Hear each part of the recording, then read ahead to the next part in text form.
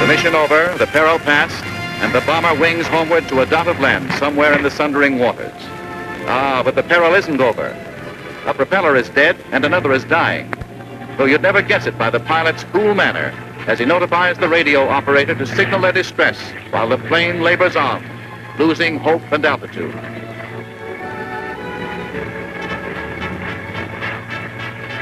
There goes another engine. Or rather, there it doesn't go. Fate has set the scene for a crash.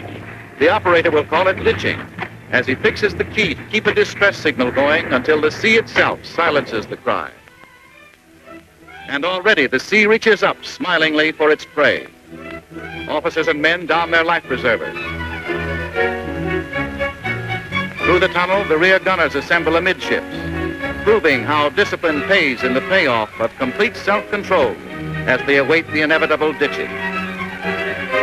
To steady ship down as gently as possible is the pilot's problem, on which hang the lives of all on board.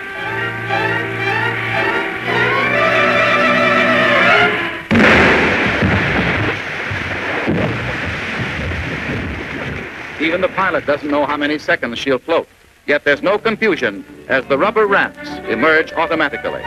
To clear the ship is the first objective, which means that there are from 15 seconds to perhaps 15 minutes between life and death. Everything is in place. Months of training is back of this teamwork, and individual valor under discipline is our Army's finest product. Can you begrudge the rubber that prolongs the lives of these heroes in their tiny rafts?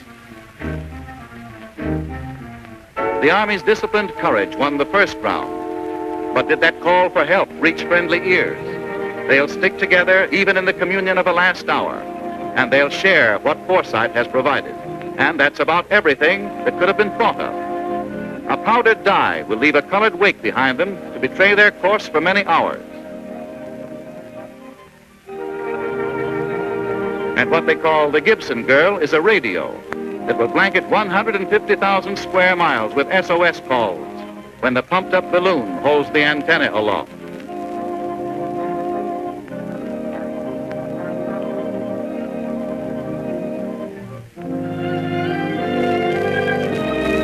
$150,000 square miles covered at every turn.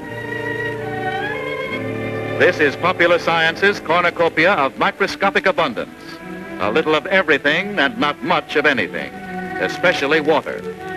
One swallow, please. It may be a long time between drinks. Fishing lines may be lifelines if help is delayed until hunger makes raw fish palatable.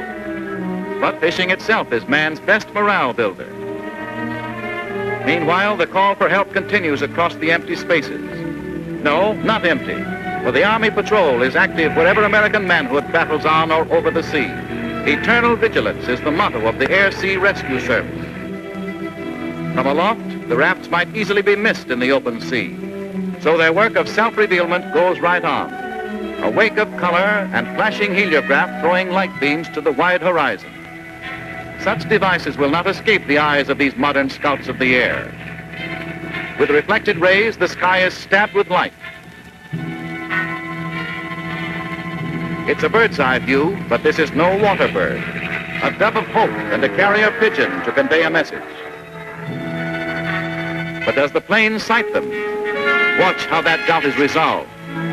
They can throw a smoky pillar 8,000 feet in the air and arrest the gaze of distant rescue forces.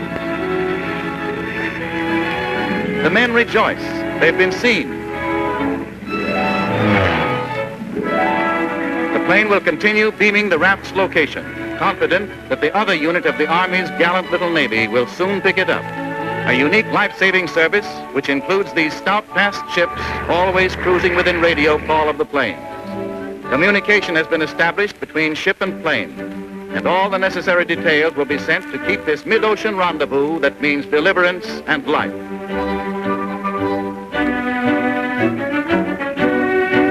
But the circling plane will straighten out, and the pillar of smoke will fade as the Air-Sea Rescue Service rounds out another mission and completes a date in mid-ocean made possible by mercy and man's ingenuity. Joining a multitude of such refugees, Up Jacob's ladder they climb to security, saved by a service which has reduced the hazards of ditching almost to the vanishing point. With their gear stowed safely, they're on their way back to their base to fly another mission, carrying on the grand work of the Air Sea Rescue Service, salvaging American valor from the sea.